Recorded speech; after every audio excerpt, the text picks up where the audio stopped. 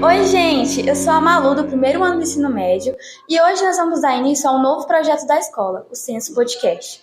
E juntos nós vamos entrevistar alunos, professores, funcionários da escola e outros convidados também, além de atualidades e assuntos relacionados ao colégio. Oi, pessoal, eu sou o Luiz Henrique, do primeiro ano, e como todo mundo já sabe, dia 11 de agosto é o Dia do Estudante, o dia de quem busca o conhecimento diariamente e que a gente sabe que não é uma tarefa nada fácil. Por isso, hoje nós trouxemos alguns convidados que vão nos contar sobre como é ser estudante e falar um pouquinho também sobre o lado profissional da educação. Então, eu queria desejar muito bem-vindo a Maria Clara, do terceiro ano do ensino médio. Oi, pessoal! Trazer também aqui a professora Sâmia. Olá, gente, tudo bem? E o nosso diretor Alexandre. Satisfação participar desse quadro. Bom, para a gente começar as perguntas, nós vamos começar com a Maria Clara. E a gente queria saber um pouco de como você organiza a sua rotina de estudos, em relação a, conciliar o lazer ao estudo mesmo. No terceiro ano em si, a rotina é realmente muito pesada, porque afinal você está vendo todos os conteúdos do ensino médio em um único ano.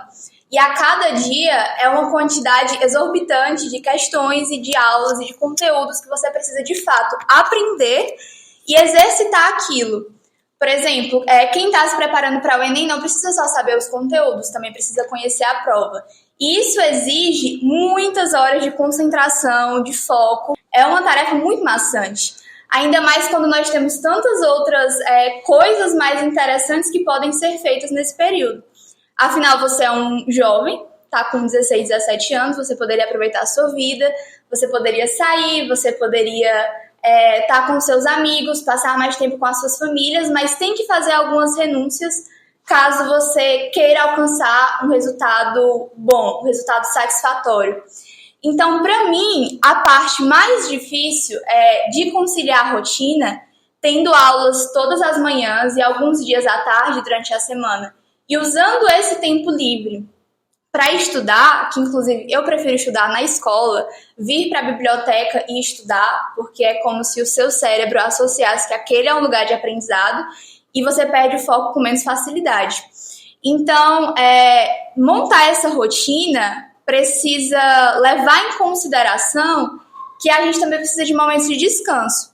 Porque às vezes nós ficamos muito naquela ânsia de aprender muito, de estudar muito, com aquele pensamento de que as outras pessoas estão estudando porque eu não estou estudando, eu não deveria ter dormido desse tanto porque eu deveria estar estudando, sendo que esse pensamento muitas vezes acaba corroendo muito a nossa mente, gerando sentimentos muito sufocantes. A gente precisa também tirar um tempo de descanso. Eu não estou dizendo que esse tempo de descanso vai ser desmedido e que vai ser algo que vai prejudicar os seus estudos. Porque se você faz as coisas na hora que elas precisam ser feitas, vai te sobrar tempo. Mas a gente luta muito contra aquele mal da procrastinação. Eu vou deixar para depois, as coisas acumulam, porque a cada dia você tem novas 90 questões para fazer, e se você não fez a sua dia anterior, agora você tem 180. Então, acaba ficando tudo para o seu final de semana e você não tem descanso. Então, muitas vezes a gente reclama que não tem tempo de descansar, de fazer algo que a gente gosta, mas a gente também não tem disciplina para fazer as coisas na hora que elas devem ser feitas. Eu digo isso por mim mesma, porque eu tenho muita dificuldade de cumprir horários e fazer as coisas no momento em que elas devem ser feitas. Então, assim, a principal dificuldade desse período foi essa, de conciliar as coisas, porque realmente é muito difícil. E deixar de lado algumas coisas. Existe aquela famosa frase lá de, estude enquanto eles dormem e tudo mais, que é super criticada. Eu não vou falar que eu concordo com isso, mas eu levo ela para uma outra interpretação. Por exemplo, se você acorda às 5 da manhã para começar a estudar e vai dormir cedo, você está tendo um bom rendimento. É diferente da pessoa que ficou acordada até 5 horas da manhã fazendo vários nadas. Então, o sentido de você estar estudando enquanto eles dormem é de você cumprir as coisas no seu horário para que você possa fazer as coisas que você quer fazer no horário que te sobrar, entendeu? Então, realmente, esse é o grande desafio. E para mim, deixar algumas coisas de lado foi muito complicado. E também de saber a hora de parar. Porque eu ficava muito angustiada de não estar fazendo as coisas o tempo inteiro. E aí eu ficava muito cansada, muito exausta, muito sobrecarregada. E aí a minha mãe falava assim, Maria Clara, deixa disso. Para de estudar um pouco, vai dormir, isso não é coisa de gente fazer, tem que descansar, porque senão quanto é que tu vai render? Não vai render nada. Aí, tomando isso como ponto de partida, eu decidi ter mais horas de descanso, né? Pronto. Agora a pergunta ela vai ser direcionada à professora Saminha, professora de redação aqui do colégio. E Saminha, a gente sabe que a educação ela não é uma coisa que ela parte apenas do aluno, ela tem todo um projeto por trás, ela tem toda uma dedicação. E muitas vezes ele parte até mesmo do próprio professor. A gente sabe que ser professor ela é uma profissão muito digna, que existe muito dedicação por trás da pessoa e tudo mais. Eu queria que você contasse um pouquinho pra gente qual foi o motivo que você decidiu se tornar professora, o que é que te motivou a seguir essa profissão. Então, Luiz, respondendo a sua pergunta, eu gostaria de aproveitar o que a Maria Clara falou e vou falar um pouco sobre rotina, tá? Vou falar primeiro sobre rotina.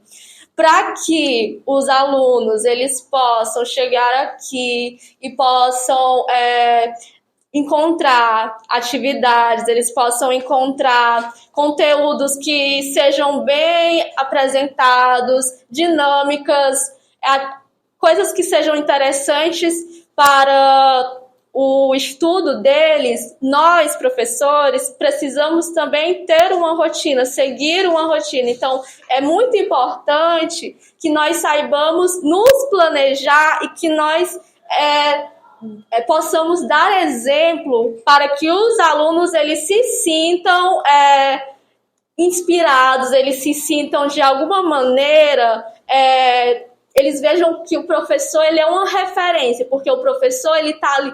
Quando o aluno percebe que o professor ele se dedica, ele tem a preocupação de procurar questões, falando aqui do terceiro ano, questões relacionadas ao momento que eles estão tendo, que eles estão próximos do Enem, eles têm vestibulares pela frente. Então, quando o professor ele busca questões relacionadas a esses formatos de provas, esses exames que os alunos vão fazer, mostra que ele está interessado que esse aluno consiga ter um bom resultado, ele consiga se sair bem. Então, a gente precisa ver um caminho que ele tem que ser seguido de mãos dadas. A gente precisa andar juntos para que as coisas possam ocorrer bem e que também para que não aconteça um cansaço tanto do aluno quanto do professor, porque se eu, enquanto profissional, não me dedico para que a aula ela possa ser proveitosa, ela possa render,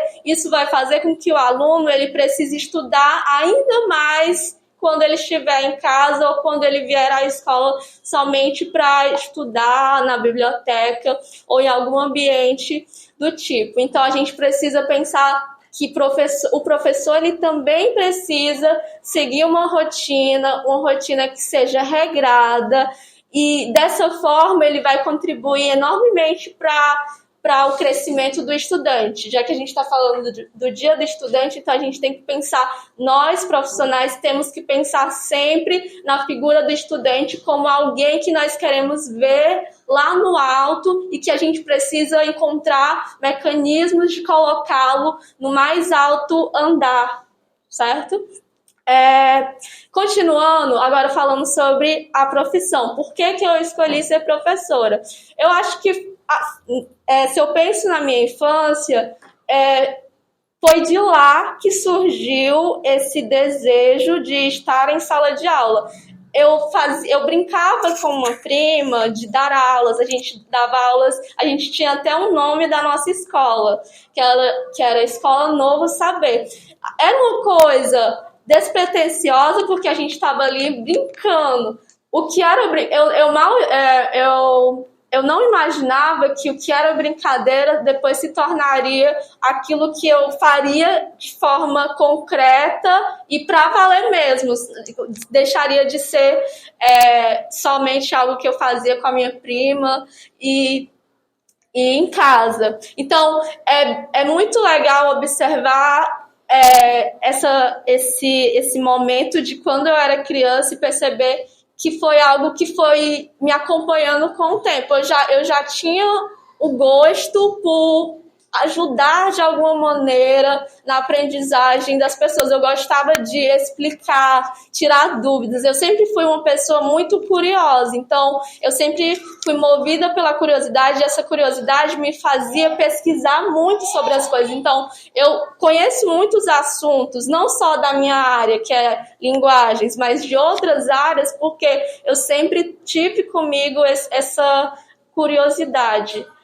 Então, Luiz, eu acho que é isso.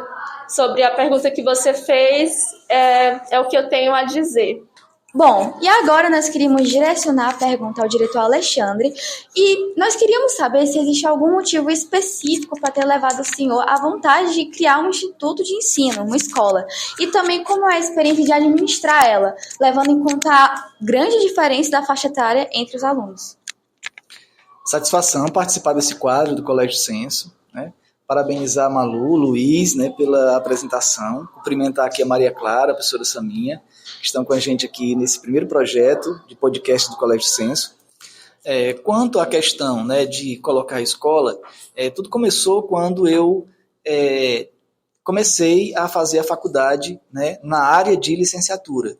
Então, eu morava aqui em Quixeramobim, e a única faculdade mais próxima que a gente tinha aqui na nossa região era a FECLESC, em Quixadá, e todos os 4 cursos que eram oferecidos lá eram na área de licenciatura.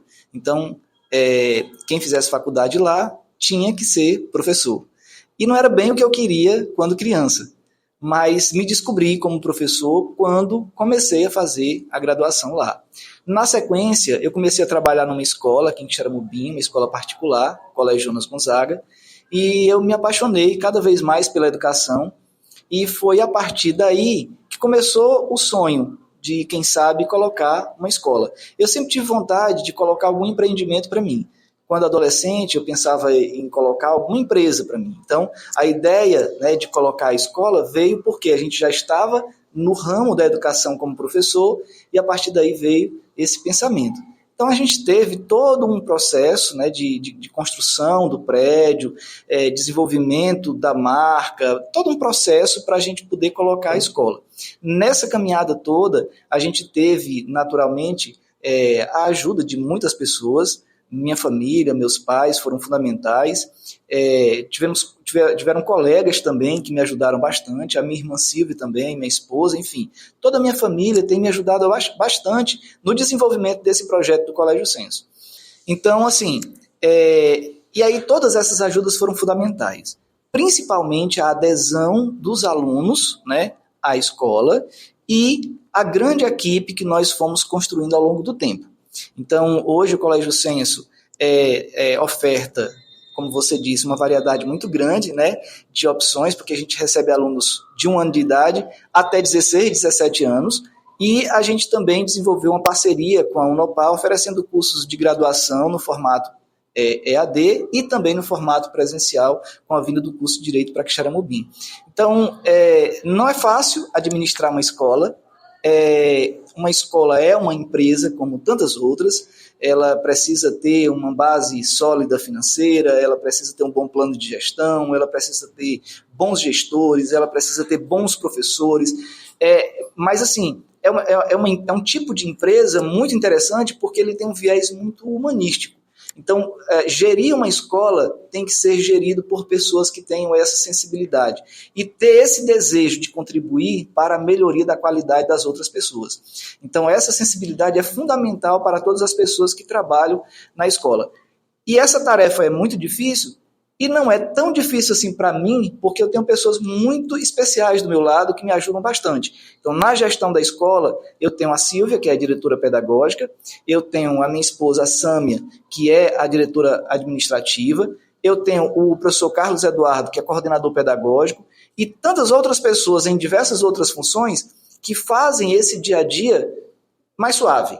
E, naturalmente, a alegria dos alunos, a alegria de estar junto com os professores, tudo isso torna o dia a dia da gente mais feliz, né? E a gente se torna uma pessoa cada vez mais que acredita no ser humano, que acredita na capacidade desse ser humano se superar a cada dia.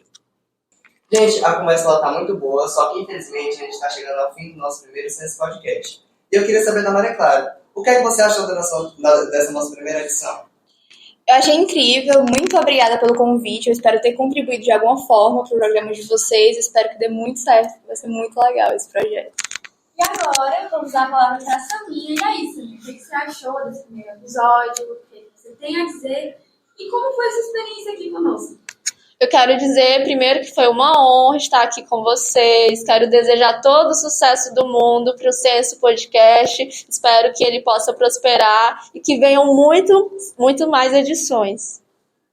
E agora eu vou passar a palavra para o nosso diretor Alexandre. Quero agradecer a você, Luiz, a Malu, mais uma vez a Maria Clara, a Saminha. Quero agradecer também aos idealizadores desse projeto, o professor Carlos e o professor Júnior Marques, que estão dando todo esse suporte para a gente e tem sido uma experiência muito interessante poder compartilhar algumas dessas informações com tantas pessoas que certamente vão nos escutar. Então, muito obrigado a todos, grande abraço. Então, galera, foi isso. O nosso Senso Podcast chegou ao fim. E eu espero que venham muitos episódios por aí que vocês estejam aqui conosco. Tchau! Tchau, galera!